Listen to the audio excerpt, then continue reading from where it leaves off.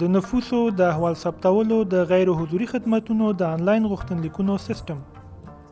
د احصایې او معلوماتو ملي ادارې په بهر کې د میشتو افغانانو لپاره د نفوسو د احوال ثبتولو د غیر حضوري خدمتونو د آنلاین غوښتنلیکونو سیستم رامنځته کړی دی. دا سیستم چې په ډیره ساده بڼه طرحه شوی په بهرنیو هیوادونو کې میشتو افغانانو ته د پام وړ اسانتیاوې برابروي او پرمټ یې هغوی په لنډ ممکن وخت کې د نفوسو د احوال ثبتولو خدمتونو ته لاسرسی مومي. په بهر کې تاسو میشت افغانان د دې خدمتونو د ترلاسه کولو لپاره د فورمو ډکولو او په آنلاین ډول د غوښتنلیکونو لیږلو ته اړتیا لرئ.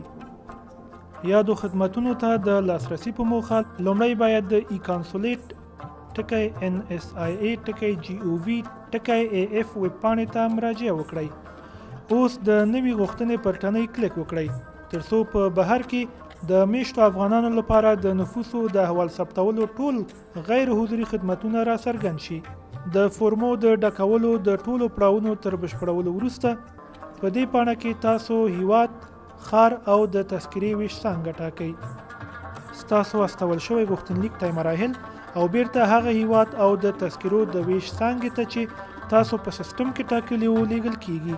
وروسته د تذکرو د ویش اړونده څانګه له تاسو سره اړیکه نیسي او د نورو مراحلو د بشپړولو په موخه مو مرکز ته غواړي.